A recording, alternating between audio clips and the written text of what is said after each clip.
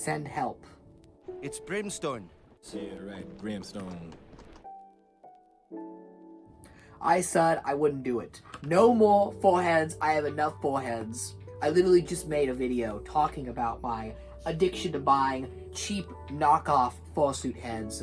And here I am, just 3 weeks later, with a cow head. Look at it. Look at the cow head. Eat more chicken. Okay, so I gotta explain myself. Let's follow the journey for those that have had the pleasure of not watching these videos. The Ren Fair was a few months ago, and I made a Sadio costume based on Narnia with these ears. It was a big hit. It was a really popular costume. I thought it was fun. I found a way to kind of be fully at the Ren Fair without actually wearing a forehead. But almost immediately after, I totally just became attached to this Sadio character, the Brimstone. I finally found a use for that name, the Brimstone. I made my Dungeons and Dragons character. I'm truly introverted. I have way too much time to do dumb stuff like this. And thought, I really need a Sadio persona. First year of the channel, I was kind of the Arctic Fox, the costume that, let's be honest, it was 200 degrees to wear. That costume was blazing, heavy, thick fur. God bless the people that put on the full fursuits, but as soon as I came up with this Sadio costume that was much better equipped to California summers, being just the pants or sweatpants basically, and it's bare-chested, but it's just easier to wear, it's 100 outside, and I've got a cool drink here. I don't exactly live in Minnesota. I'm jealous of those furries though. I'm sure the Minnesota furries get to wear the fursuits all day. I'm quite jealous of them. But yeah, as soon as I wore that costume, and Ren Fair it changed everything. It was just such an amazing event. I wanted to make a furry character specific to Ren Fair and that fantasy aesthetic that I love so much, because I love fantasy. I love the time of fire and brimstone. I'm actually reading here this book I got at Barnes & Noble. It's called Epic Tales, Gods and Monsters. This book is a lot better than I thought. It's not like a regular, it's not a YA novel. It's not a book. It's just a collection of myth printed as is. So you get you get 5 chapters of Homer's Odyssey, and then you also get a bunch of Greek myths, Roman myths, and Egyptian myths directly translated. I am eating it up. I dig it. You learn that so much of the anthropomorphics comes from this ancient text, The Egyptians invented Bastet, the cat goddess, technically the goddess of sex. If you ever watch any Egyptian cartoons, I grew up on, was it called Tutankhamun with the Mummy? The King Tut cartoon. There were a lot of Egyptian cartoons in the 2000s. Mummy's Alive, remember that one?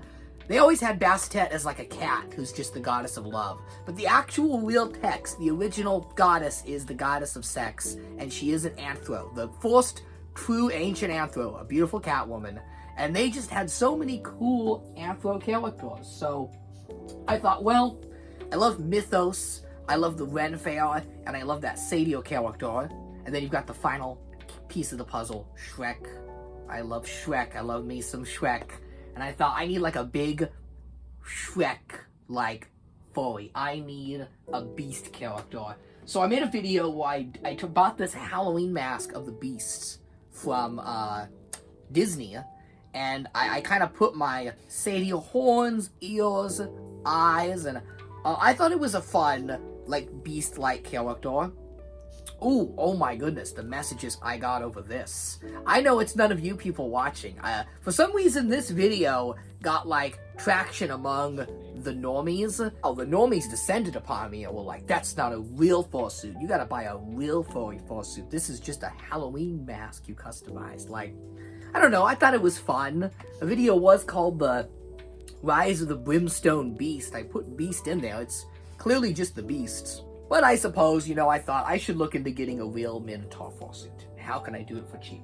Well, I was browsing eBay, looking at cheap knockoff fursuits, and there's a knockoff fursuit of a bull from China you can order that It doesn't look bad. It does a decent job of aping the modern fursuit style with kind of the big cartoon anime eyes. I just did not dig the colors. It was like gray and white and ugly. It almost looks like they had too many of the Arctic Fox one and recycled them. Because the Arctic Fox fursuit, for whatever reason, is the most common knockoff fursuit. But then I found this cow head. And I'm like, oh, look at this. So this is it's not necessarily one of those cheap Chinese fursuit heads like the one I just showed. It is a real costume piece by a company I believe called Over the Top that does realistic animal masks. So I guess you could call them a fursuit maker from a certain point of view. And I bought it from a mom and pop retailer. I just thought I had to mention this because the seller was so nice. This item was so well packed. It was priced cheap. And it's from Raggedy Dolls Neighborhood in Mason, Michigan. And that's a doll store. So she sells like porcelain dolls, Raggedy Ann dolls. I just have to give a shout out because she did such a great job. She even included this little note that says, "Hi, Austin. I don't know how she got my name. I'm serious. I have no idea how she knows my name. It's not in my eBay, so maybe she watches Austin the Brimstone." It says, "Hi, Austin. Thank you. I hope you get lots of fun out of this and lots of laughs." From, I think it says Maggie, if I'm reading that correctly. So, thank you, Maggie. I will enjoy this. I will get lots of laughs and fun out of this, and I'm happy to support your business.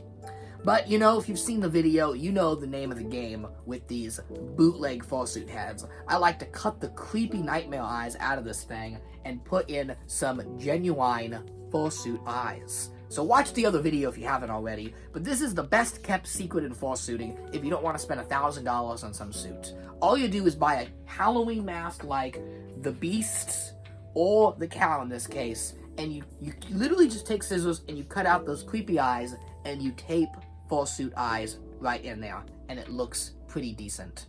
Yeah, people are always going to complain and say, you know, it's not a real fursuit, you gotta buy the real one. Well, guess what? Those people are elitists. Screw them. That's what I say. Now, for the eyes, I always go through Beans and Things, and these are the mesh eyes. They're called number 1 HR. Each eye color has a different name, so it's HR and then a number. I went with the first choice because I just thought the orange and yellow would contrast really nicely with the solid black bullhead. And it's about time I gave Beans and Things a proper shout out because I was looking through my buying history and I've been ordering eyes from Beans and Things now for over 3 years. So I must really like Beans and Things. They're based out of Oregon. They're just called Beans in Things. I'll put it on the screen. Beans and Things. And they just sell them great. They do such a good job shipping these. I bought these and I was told they would ship by August 15th, which I had no issues with. It's a handmade, independent item. I'll wait as long as I need to. It arrived in 3 days. 3 days. Now, they make them out of Oregon. I'm down below in California, so obviously that's going to differ depending on where you live. But I just thought they did a great job. And I paid $5 for these. With tax and everything, $5.50 shipped. That's it. They're clearancing out some of their eyes, and they're really, really good deals. You can get pretty much any eye you want for under $10, $15. Like, so cheap, and they're just so nice. So that's what I'm gonna do right now, is just kind of cut the eyes out and put the Foley eyes in, and we'll see how that works, whether if it's better than the Beast head or not. You know, it's funny that I dressed up as the Beast, because everyone says I look like Mr. Beast, so maybe I'm the Mr. Beast persona. I just want to try this on real quick with the nightmare eyes, so you can get a good look. And this goes on pretty easily. It's quite comfy inside. Hello. Does the moving mouth work? Well, it kind of does. My teeth are really creepy. Eat more chicken. Yeah, those eyes stare into your soul. And you can't even see that well out of here because these plastic eyes are blocking most of it. So once I cut these out, I'm going to be able to see more. What has this channel become? Oh god, I just keep buying these heads. Send help. Longer than a few minutes later. Hello, happy humanoids, and we're back in an instant. So literally as I stopped filming that, when I had the creepy eyes on, the mouth fell out. That's right, the mouth with the teeth. The top portion. So I tried gluing it back on. It was held together by glue. Look at all that glue that the Halloween mask company had put on. Like, that's ridiculous. I couldn't get it to stay on for the life of me. And so I tried the head on and realized something, that without the upper mouth, because it attached by blocking the nose, that leaves the nose holes open, which gives me critical sight lines when walking around in a mask. If you know fursuiting, you know sight lines are a big deal. So with the nose holes, I can look down and see below me. And I figured, well, this is not going back in. I don't need creepy teeth in the mask because it's creepy, and he looks friendlier without it, and I can see. So that left 2 nose holes open, though, where you could kind of see part of my face. So this is what I did. Just like with the beast head from earlier, I gave him a nose ring. And these nose rings are the world's smallest toy line. You know where they make the mini toys? It's the world's smallest hula hoop. So if you need a good nose ring for your furry character, buy the world's smallest hula hoop. You can cut them right down the middle, and it's made of this, like, elastic plastic. That's a fun rhyme, elastic plastic.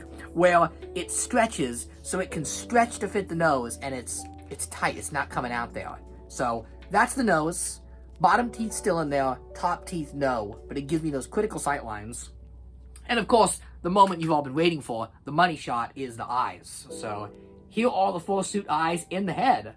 And yeah, it looks like a legit fursuit. Like, yeah, very, a little, you know, a little kawaii, a little anime-like. But, you know, I picture my Minotaur as kind of a friendly guy. Not one of those big, nasty, mean Minotaurs like the ones they battle in Narnia, but a very friendly and jovial Minotaur, like this guy right here with his goblet. I really like this figure. He's like a big Shrek Minotaur. And that's kind of how I pitch my Brimstone Fursona. He's just a big Shrek-like, you know, chill dude. Yeah, he's Hellspawn, but, you know, he's still fun to hang out with. Who cares? Doesn't make him evil. So yeah, this is my new fursuit head. And I'm not going to say it's the last one I'm going to buy, because I'm not going to jinx myself. I'll just end up with another one. I love buying these cheap heads. You know, people spend $800 to $900 on fursuits. And hey, if you make the money and you want to buy it and bring your character to life, more power to you. I'm not shaming you at all. You work hard, you deserve to buy that fursuit. But, you know, I'm a broke lad, and I don't have $900. Especially not when, you know, I buy action figures all day. That's my fursuit guiltiness. I don't have a big fursuit because I buy Narnia figures, right? So everyone's got a hobby they spend money on. So I just found a way to be economical about it and still get what I want. Because, you know, I would have shelled out $1,000 to have a custom Minotaur head made that would have looked, honestly, not too different from this. Plus, another thing that is fun about these is if you do have a nice, you know, $1,000 fursuit, that could be pretty scary traveling with, especially at conventions. I've heard a lot about fursuit theft these days, where people track down these furries and steal their fursuit at the airport. Like, that is a nightmare. That sounds horrific. So, you could make one of these, and it's replaceable if something horrible does happen. Like, you know, if I flew to FurCon in Reno, let's say, and someone stole my Minotaur head, someone out there just really wanted that Minotaur, they just took it, you know, I could just plop down another $50, buy this Halloween mask, buy my eyes, and put it back together. It's easy, it's cheap, it's fun, and that's what I love about these heads. I am going to have another fursuiting video, like the one with the Beast, where I run around my backyard as a Minotaur in full costume. I just don't have the pants yet. I gotta get those fuzzy, furry Minotaur pants, because, you know, if I don't have my hooves, what type of Minotaur am I? That's the Minotaur head. Let's try it on now.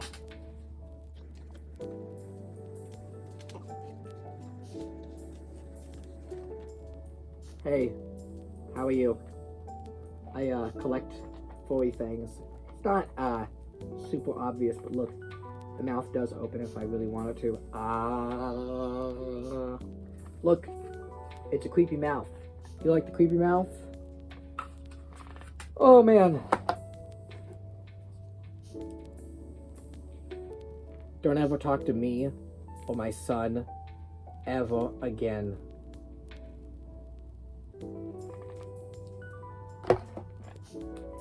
Brimstone.